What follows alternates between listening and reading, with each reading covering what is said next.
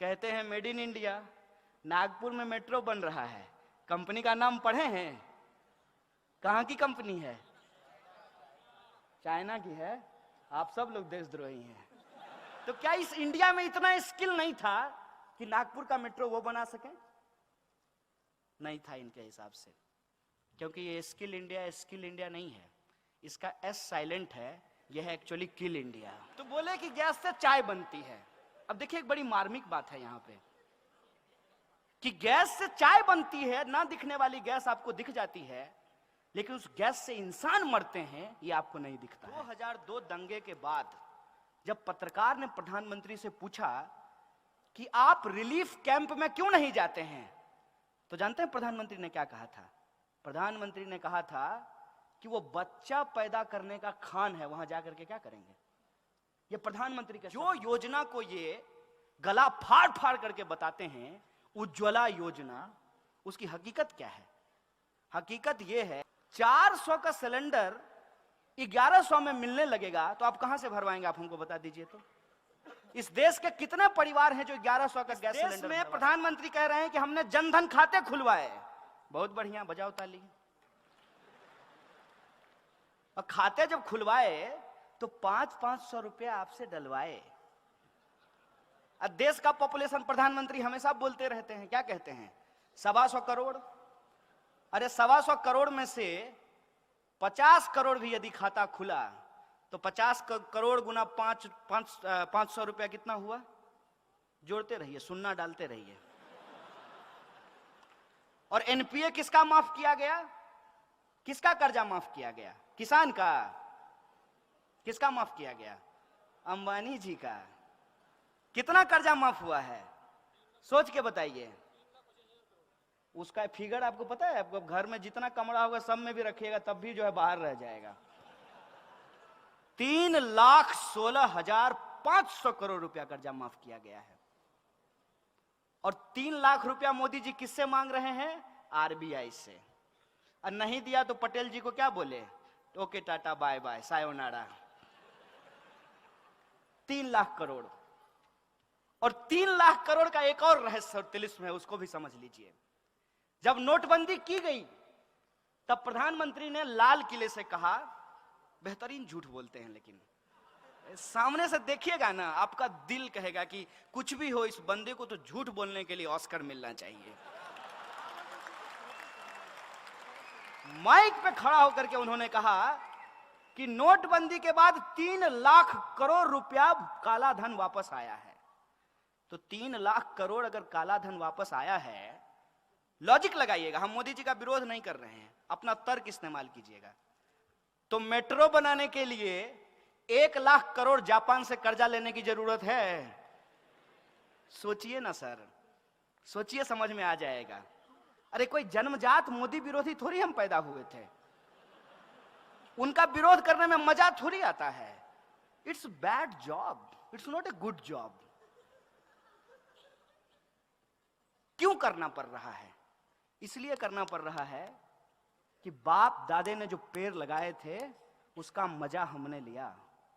इस देश में यदि बाबा साहब भीमराव अंबेडकर का संविधान नहीं होता तो इस देश में पब्लिक एजुकेशन पे पैसा खर्च नहीं होता, और पब्लिक एजुकेशन के भीतर एक ही बेंच पे ब्राह्मण और दलित का बच्चा एक साथ बैठ करके पढ़ाई नहीं कर रहा होता। यह है संविधान की ताकत। यह संविधान किसी एक जाति, किसी एक धर्म के लिए नहीं है, यह संविधान इस देश के लिए है, और देश देश के लोगों से बनता है तो लोगों के हक और अधिकार के लिए है, न्याय और बराबरी के लिए है। ये जो संविधान की ताकत है, उससे जो हमने पढ़ाई की है, ये हमारी जिम्मेवारी है कि हम इसकी रक्षा करें। उसी प्रोसेस में आप ये देखिए 1 लाख करोड़ रुपया कर्जा ये ले लिए हैं। नारा क्या लगा रहे हैं? Made in India. वाह गुरुजी, कहते हैं मेड इन इंडिया, नागपुर में मेट्रो बन रहा है, कंपनी का नाम पढ़े हैं? कहां की कंपनी है? चाइना की है। आप सब लोग देशद्रोही हैं। कहां की कंपनी है? अभी आप सब लोग भी चाइना बोल रहे हैं। आप जी न्यूज क्यों नहीं देखते हैं? आप लोग जी न्यूज देखा कीजिए। यह है मेक इन इंडिया। क्या इस देश की किसी कंपनी के पास इतना स्किल नहीं था क्या? क्योंकि एक नारा है ना, स्किल इंडिया। तो क्या इस इंडिया में इतना स्किल नहीं था कि नागपुर का मेट्रो वो बना सके? नहीं था इनके हिसाब से।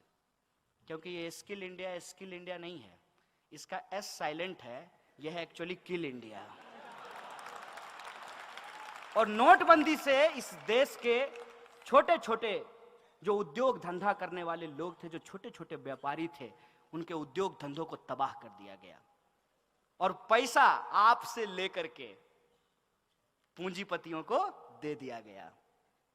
और जब आरबीआई ने कहा कि इससे ज्यादा नहीं कर सकते भाई, सितार के तार को इतना ही खींचिए जितना में सुर भी निकले, ऐसा ना हो कि टूट जाए। उर्जित पटेल कहा ओके बाय बाय। ये है इस देश के इंस्टीट्यूशन की हालत। एक एक इंस्टीट्यूट को आप उठा करके देख लीजिए, आप चुनाव आयोग को देख लीजिए, आप सीबीआई को देख लीजिए, आप आरबीआई को देख लीजिए, और आप पब्लिक सेक्टर यूनिट जो है उसकी स्थिति देख लीजिए। हर पब्लिक सेक्टर यूनिट को कहा गया कि आपको शौचालय बनवाने हैं, लेकिन शौचालय बनाएगा कौन? आरएसएस के 600 संगठन हैं, 600, और किसी को ठेका नहीं देना है। किसको देना है? यदा सदा वत्सल्य, सुबह सुबह जो जाकर के करेंगे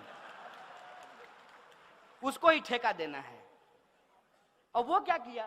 वो सुबह में बाथरूम बनाया, शाम में लेकर के घर गया। हम तो अब पूछना बंद कर दिए हैं कि 15 लाख हमारे खाते में आया कि नहीं आया। हम तो सिर्फ ये सरकार से जानना चाहते हैं कि जो बाथरूम आपने बनवाया उसमें पानी आता है कि नहीं आता है। जब लोगों को जोर से आ जाए तो पानी मिलेगा कि नहीं मिलेगा, हम तो ये पूछना चाहते हैं। किसी चीज का कोई हिसाब नहीं है। और भावनात्मक बातें, जैसे गांधी जी का चश्मा स्वच्छ भारत के पोस्टर पे लगा दिया है। ऐसा लगता है कि गांधी से कोई उसका चश्मा छीन करके सावरकर के सर पे लगा दिया हो। मैं कैसे महसूस करते होंगे आप कल्पना कीजिए। थोड़ा जो अपना इमेजिनेशन पावर है उसको देखिए कि सामने में एक बैनर हो जिसपे एक तरफ गांधी हो और दूसरे तरफ मोदी हो, तो गांधी जी को कैसा महसूस कर लगता होगा? अरे यार कहां फंस गए। इससे अच्छा तो राष्ट्रपिता नहीं होते। मने जो लोग मार करके मिठाई बांटी और उस हत्या को वध बताया, वध। अगर मैं गलत बोल रहा हूं तो मुझे बताइएगा। गांधी हत्या को ये लोग गांधी वध बोलते हैं। वही लोग सत्ता में आकर के कितना बेहतरीन एक्टिंग करते हैं मोदी जी, समझिए। जब वो गांधी पे फूल डाल रहे होते हैं, कितना बेहतरीन एक्टिंग है। कितना बेहतरीन एक्टिंग है जब वो बाबा साहब अंबेडकर के फोटो पे माला चढ़ा रहे होते हैं। क्योंकि उनका सोच क्या है? सोच है उनका कि गटर में उतरने से आध्यात्मिक सुख मिलता है। गजब का प्रधानमंत्री हो यार। तो उनका एक वीडियो आया था, योगा कर रहे थे। मन किया कि पूछ लें कि गटर में कब उतरिएगा आध्यात्मिक सुख के लिए। कर्मयोगी नाम का एक पुस्तक लिखे जिसमें बोले कि गटर में उतरने से आध्यात्मिक सुख मिलता है। और उससे भी ज्यादा हमारे यहां बिहार में एक शब्द कहते हैं, ढीठ। ढीठ ढीठ कहने का मतलब यह है कि आप कुछ भी कहिए, दोनों कान का इस्तेमाल करेंगे, एक से सुनेंगे दूसरे से निकालेंगे और मुंह से मन की बात करते रहेंगे, जनता कहीं भी जाए। प्रधानमंत्री कहते हैं कि गटर के गैस से चाय बनाई जा सकती है। उनको गटर का गैस दिख जाता है। आपको गैस दिखा है? आप घर में एलपीजी यूज करते हैं ना, तो एलपीजी जो होता है उसमें स्मेल नहीं होता है ओरिजिनली, तो उसमें एक स्मेल मिलाया जाता है ताकि जब लीकेज हो तो लोगों को पता चल जाए कि गैस लीक हो रहा है। प्रधानमंत्री के पास अद्भुत कला है कि गैस भी देख लेते हैं। आंख है कि एक्सरे मशीन है, आप देख लीजिए। ऐसे ही थोड़ी उनको अवतार साबित किया गया है। तो बोले कि एक बार हम जा रहे थे तो गैस से जो है हमने देखा कि लोग चाय बना रहे हैं। अब इसको कोई भी कह देगा कि झूठ है। खुद प्रधानमंत्री के बगल में जब वो भाषण दे रहे होते हैं तो एक आदमी खड़ा होता है एसपीजी का, ऐसे करके, तो वो कहता होगा कितना बड़ा झूठा है यार। क्योंकि वो दिन रात उनके साथ रहता है। अरे अभी तो आए थे रास्ते में, कहां कोई जो है नाली के गैस से चाय बना रहा था। कितना झूठ बोलता है यार। तो बोले कि गैस से चाय बनती है। अब देखिए एक बड़ी मार्मिक बात है यहां पे कि गैस से चाय बनती है, ना दिखने वाली गैस आपको दिख जाती है, लेकिन उस गैस से इंसान मरते हैं ये आपको नहीं दिखता है। हर दिन आप अखबार उठा करके देख लीजिए, इस देश के किसी ना किसी कोने में जो मैनुअल स्कैवेंजिंग करने वाले लोग हैं, गटर में उतरने के चलते उनकी मौत हो जाती है। 9,000 करोड़ रुपया लेकर के एक पूंजीपति भाग जाता है, भागते रहता है। 2 योजना मशहूर है प्रधानमंत्री की, देश में पकौड़ा योजना और विदेश में भगौरा योजना है।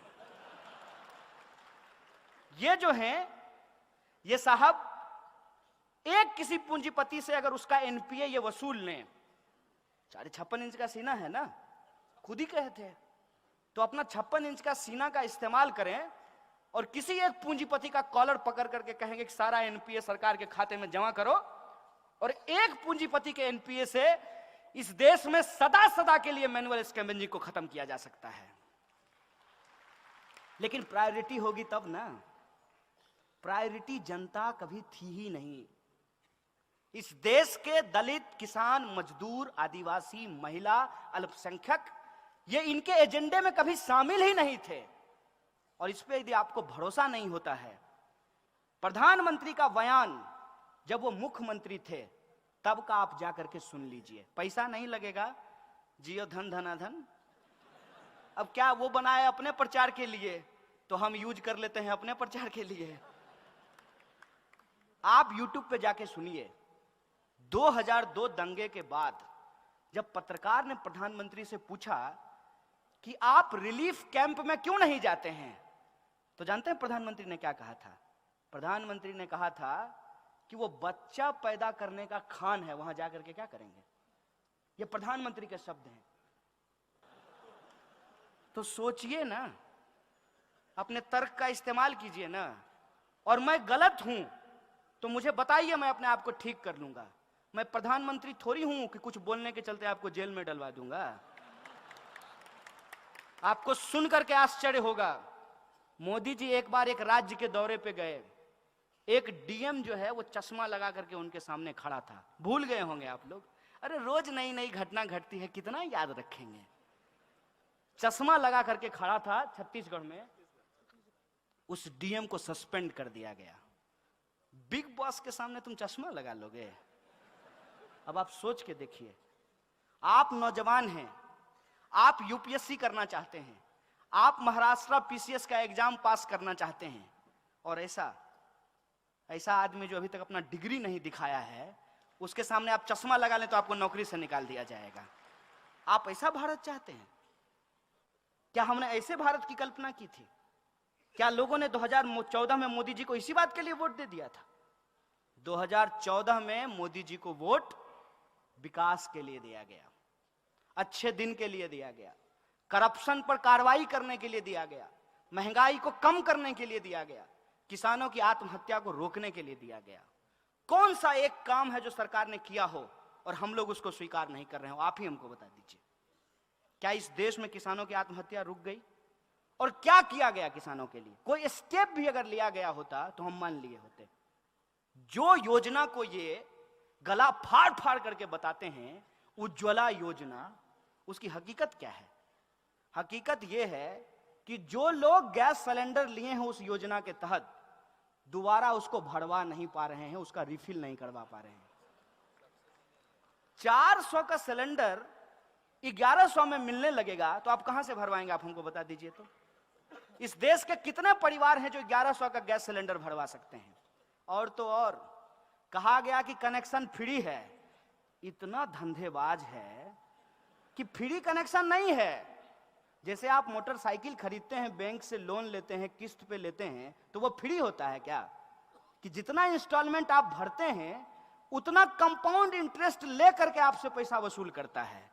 यही काम सरकार आपके साथ कर रही है। बताइए, आप सरकार इसलिए चुने थे कि आपके साथ धंधेबाजी करे, आपके साथ जुमलेबाजी करे, आपके साथ धोखेबाजी करे, इसलिए सरकार चुने थे। और ये सब कुछ आंख के सामने हो रहा है और समाज जो है वो कंफ्यूज हो जाए, दो हिस्से में बट जाए, इसीलिए समाज को ध्रुवीकरण किया जा रहा है। एक टीवी पे जाइएगा, ऐसा लगेगा कि देश का जो है स्वर्णिम काल चल रहा है। जी न्यूज पे आप जाइए, डीडी न्यूज पे जाइए, तो ऐसा लगेगा कि देश का स्वर्णिम काल चल रहा है। मोदी जी व्यक्ति नहीं है, अवतार हैं, और वो अवतार इस देश का भला करने के लिए आए हैं, भारत को हजारों साल की गुलामी से मुक्ति दिलाने के लिए आए हैं। दूसरी तरफ जहां आपके किसानों की बात हो रही है, बच्चों की बात हो रही है, शिक्षा की बात हो रही है, महिला की बात हो रही है, अल्पसंख्यक, दलित, आदिवासी, गरीब, किसान, मजदूर की बात हो रही है, तो आप अगर दोनों जगह देखेंगे तो आप कंफ्यूज हो जाएंगे और आपको लगेगा कि सच क्या है। मैं कहता हूं, मेरी बात भी आप मत मानिए, आप अपना सच स्वयं तलाशने का प्रयास करिए। आपके पास भी दिमाग है, आपके पास भी मोबाइल है, आपके घर में भी अखबार आता है, आप भी बाजार जाते हैं। अगर आपके मोबाइल पे ये विज्ञापन आ रहा है कि मोदी जी आए और महंगाई कम कर दिए, तो इस बात की जांच आप कर सकते हैं कि नहीं कर सकते हैं? तुरंत झोला उठाइए, मॉर्निंग वॉक भी हो जाएगा, थोड़ा पेट भी, आजकल थोड़ा लोग स्लिम रहना चाहते हैं, थोड़ा पेट भी आपका पीछे पिचक जाएगा, और सब्जी लेने जाइएगा, आपको पता चल जाएगा कि महंगाई कम हुई कि नहीं हुई। अच्छे दिन आपके जीवन में आए कि नहीं आए, इसको बताने के लिए आपको न्यूज एंकर की जरूरत है, आपको न्यूज एंकर की जरूरत नहीं है। और इस साजिश को भी आप समझ जाइएगा कि पहले पार्टी के वर्करों से चलती थी, आजकल पार्टी न्यूज के एंकरों से चलती है। तुम हमको कुछ और बताने के लिए हो दोस्त, हमको ये बताओ कि इस देश में 2 करोड़ रोजगार पैदा हुए कि नहीं हुए। इस देश में 5.5 लाख इंजीनियर बनते हैं और 1 लाख से ज्यादा रोजगार पैदा नहीं हो पा रहा है। जो डेटा अभी तक आया है, अब डाटा भी आना बंद हो गया है। डेटा आना, सरकार ने कहा कि हम ये डेटा ही नहीं दे सकते हैं कि कितने बेरोजगार हमारे पास हैं। सरकार सब कुछ कर सकती है, कितना पखाना बनवाई है ये आपको बता सकती है, लेकिन देश में कितने बेरोजगार हैं ये आपको नहीं बता सकती है। एलईडी का दाम बता सकती है, लेकिन राफेल का दाम आपको नहीं बता सकती है। ये सब बात आप समझेंगे। ये जो मुद्दों की बात है, इन मुद्दों पे आप विचार कीजिए और विमर्श कीजिए, तब आप इस नतीजे पे पहुंचेंगे कि हिंदुस्तान में, इस देश का जवान, किसान और संविधान खतरे में है। और आज यदि लाल बहादुर शास्त्री होते तो वो सिर्फ जय जवान जय किसान नहीं बोलते, वो कहते जय जवान जय किसान जय संविधान, वो ये नारा लगाए होते।